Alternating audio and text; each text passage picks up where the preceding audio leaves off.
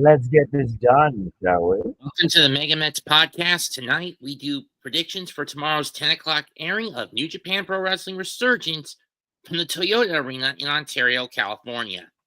This is the first now we're heading into America. Oh, wait, this is not the first time they've done this? Nope. I mean, this All show right, has then. been active since 2021. Nice. I consider that a big deal. So anyway, let's get things started. I'll go first. We start things off with a kickoff match. Strong survivor match, actually. With a 20-minute time limit, you have Allan Breeze versus CJ Tino. For those wondering where Zane J is, well, he's opted to press his luck at the Noge Dojo. So he'll be showing up on a future tour for New Japan later this summer as a young line. As such, the Strong Survivor slot was vacated. And someone else decided to do it. Allan Breeze. Well, it's either going to be him or Tino who get the spot, and then they're going to have to hold it as the next prospect for the academy. Looks like they'll be building up a lot of good talent this year. True. I'm going to give this to CJ Tino. I'm probably giving it to Breeze. Time for the upstart to make a name for himself. Sure that. Next up, our opener, Fred Rosser against Matt Vandagriff. Mr. No Days Off was mysteriously absent from Windy City Riot. Now was he because of an injury? I don't know. Usually Fred would work through those injuries. You know his work ethic. Yeah, I know. Moniker I know his ethics.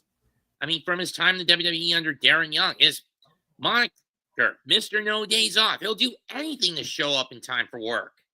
Knowing him, I admire his consistency and his determination. True. After holding the Strong Survivor spot for over a year, Vandagriff planned to move up by teaming with Rosser at Battle in the Valley. Yet, the asshole had little to no respect for his partner and coach, and now Rosser is going to deliver a physical education to his unruly pupil. But I wouldn't be surprised if Vandagriff has a few shortcuts up his sleeve. I mean, will the student beat some discipline into the master, or will the master beat some discipline into the student, or will the student find a way to slide his way past his master through some underhand tactics? I'm picking Rosser as my pick. It's time for the master to put the student in his place. I'm going to go Vandagriff, actually. That might be nice. Okay, next up for the NJPW Strong Openweight Tag Team titles, we have the champions, the world-class Wrecking Crew, Jorel Nelson and Royce Issacs. They will face off against the challengers, the United Empire, Templario and TJP. This will be a tough one in my view, for the duo from the United Empire. Keep in mind, folks, TJ has gone freelance, which means he's not bound by his New Japan contract commitments all that much anymore. He can hop from any promotion he wants to. He can go to AEW, he can go to MLW, TNA, GCW, you name it, he'll show up if he so wishes. Whether it's for recruitment to the United Empire or whatever, I don't know. But Templario was his pick back in December to join the UE. I may not play Assassin's Creed anymore, nor do my viewpoints align with that of the Templar Order. But if they're going to beat the world-class Wrecking Crew, they better have Templario and TJ better have the Father of Understanding guiding them. They need unity. True. They need unity because for Templario, let's just say that if he pulls this off, he will not only hold the NJPW Strong, but he'll also hold CMLL Championship Gold. What's he hold as a CMLL wrestler? Yeah, that's what it says, CMLL. Oh. Yeah, because after Templario had challenged for the IWGP Junior Heavyweight title in Saga at Hizanokumi, he wants to apply the title match experience in the U.S. So this might be something. This is tough.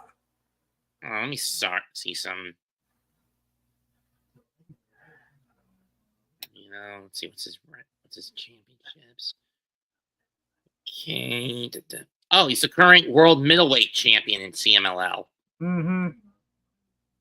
Must have gotten it off Mystico at some point. Must have been. So who are you going to make your pick for this match?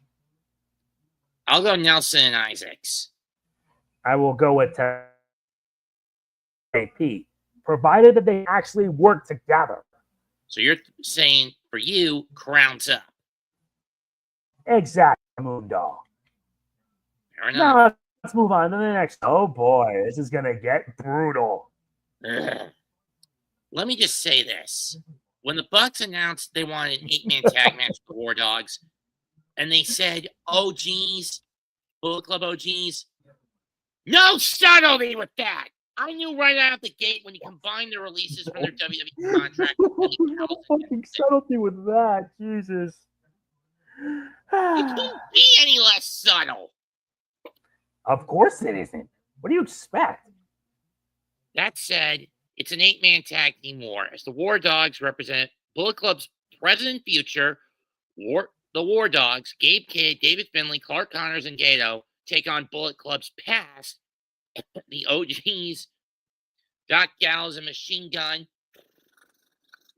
Karl Anderson, and the Young Bucks, Matthew and Nicholas Jackson. Again, and we already know. Okay, go ahead. Matthew and Nicholas be any less subtle with their tag partner choice? As if it's not subtle enough, dude. Jeez. Who's your pick? Let the bullets fly. Let blood be spilt in the field. They're my dogs for real. Who is it? The War Dogs or the Yes. others? Yeah. Fine. Let the War Dogs howl. Let them achieve victory so they can achieve a brighter future for the Bullet Club. You're right. And now we get to this one. For the Strong Openweight Championship, the champion, Tomohiro Ishii. I wonder if this is second defense. I don't know. But he will be facing off against the challenger, Gorilla Maloney. I thought this would be his first, but I don't know. But let's face it, Ishii with singles titles in recent years, he hasn't had a lot of luck in retaining. Especially if you look at his last two stints as never openweight title. Dropped the champion. Dropped it both times on the first defense. In 2019 to Kenta, and in 2022 to Evil. Did they have no faith in the guy? No, he's always been a steady hand and synonymous with the Never Crown. I mean, he's a 6-time Never Openweight champion, but he's around 50 years old at this point. Usually, when you get to that age, it's downhill for you on the card. And throw in the fact that in a weird case of strange bedfellows and a tell that Just Four Guys is going to be assimilated into the Hantai soon, he's teaming with Tai Chi to take on the duo of Cal Newman and the Great Okana Dominion. On June 15th. Mm-hmm. So who's your pick for this? Ishii or Maloney? I say load the pistol, lock it, and cock the hammer, boom. As much as I'm a dog lover, it's time to put this stone pitbull to sleep. I'm giving it to Drilla. Fair. I pick Ishii to retain. You Trying think to add this a little dog- bit. Yeah, You think that dog still got some bite left? maybe. It's a possibility. Fair enough. Now we can move on to the next Yord move. The Never Openweight Championship. Don Callis family representative, as well as DDT and AEW representative, Konosuke Takeshita makes his record 6th attempt at defending the Never Openweight title. His opponent, NJPW World Television Champ, El Fantasmo. Last week, these two were supposed to be in a series of tag matches against one another. They're with Takeshita teaming with Rocky Romero. However, one of those matches got pivoted to an NJPW television title match that went the full 15 minutes. Mm-hmm.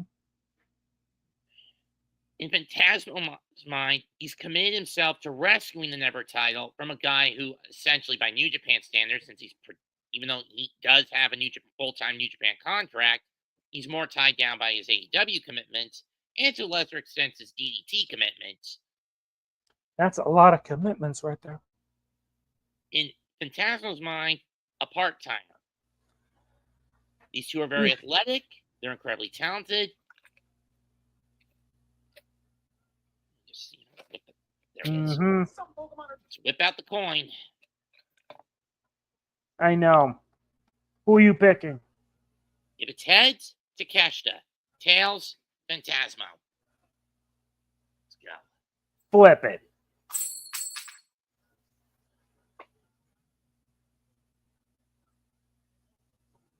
Tails. I'll go Phantasmo, but I'm pretty sure they're going to let Takeshita keep it and probably take it off him by Dominion. I'm probably going to let Takeshita retain because that's pretty much what their plan will be. I wouldn't be surprised. True. You're up. Now we get to the good stuff. The main event is going to be a double main event. First up, for the NJPW Strong Women's Championship, the champion, Mercedes Monet, has to defend her title in a triple threat match against AZM and Mina Shirakawa. This all came about because the match between Mina Shirakawa and Azumi ended in a double countout in Chicago.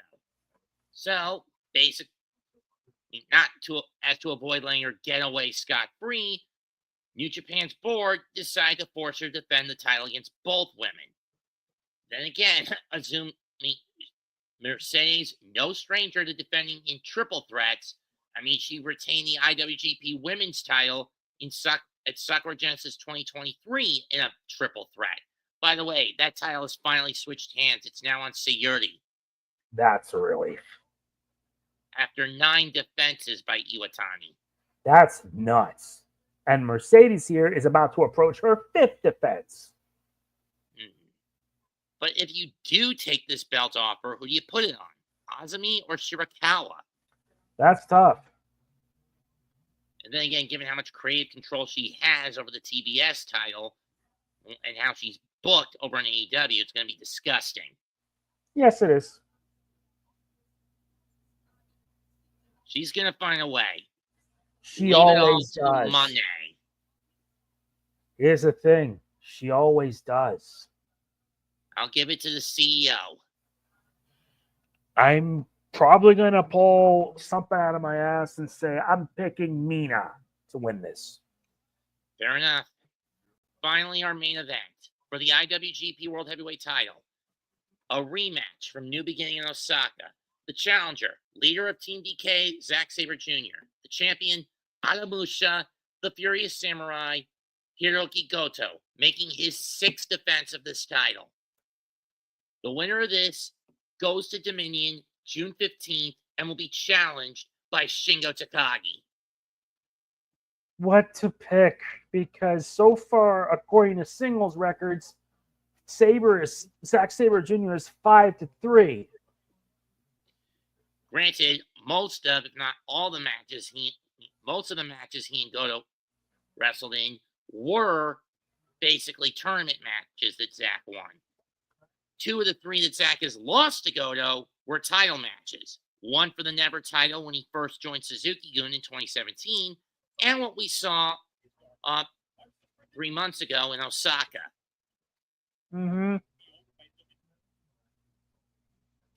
Every other time these two have collided, it's usually in the G1 Climax, and Zack has come out on top. Save for Sabre's first tournament where Goto beat him in 2017. Uh-huh. Does Goto keep the revolution going, or does the front man get his gold back? I'm going to be honest. I don't want Zack versus Sabre 3 Shingo versus Zack 3 in Osaka. I understand rubber match necessity, but in this case, it's getting a little old. We've seen Zack versus Shingo for that gold twice already. One, in that town twice already. Both times a power struggle, but we've seen them both already. We saw it in 2021, and we got it last year. We seldom see Shingo versus. We've only seen Shingo versus Goto for a title once, one-on-one, and that was just the pandemic in Sapporo when Shingo beat Goto for the Never Crown. winning him his first taste of singles gold in New Japan. Yeah. So I say, let the revolution keep going. V6 and the G and IWGP still standing for Gedo. Very fair. I'm also picking Hiroki Goto. Besides, I don't want to repeat it last time. New Japan better not screw this up tomorrow night. Because after this, because as soon as Resurgence is over, we kick off the BOSJ in Chiba. Indeed. It's going to be a hellish pace. I agree. You know, ironically, I've actually wanted to find someone from New Japan, ask them if they can bring the BOSJ to America for once. Indeed. Specifically to a convention I tend to go to every Memorial. I've gone to each of the last 4 Memorial Day weekends out in Raleigh. Animazement. It would fit the bill considering how thick in Japanese culture pro wrestling fits. You know what I mean? Yeah. Anyway, that's it for tonight. You're not going to hear from the MegaMets again until at least either May 21st or 22nd when we do our picks for AEW Double or Nothing 2025. Mm-hmm. As I've already stated, we are skipping Backlash, and there's not enough time for me to come back to do either TNA Under Siege or NXT predictions for. I'll be away, so no Under Siege predictions and no live reactor predictions for NXT Battleground on May 23rd and 25th, respectively. That said, comment, like, share, and sub to the channels. We are the MegaMets. Goodbye and good night. Bang. Bang. Thanks I'll for the see help, you. partner. Always.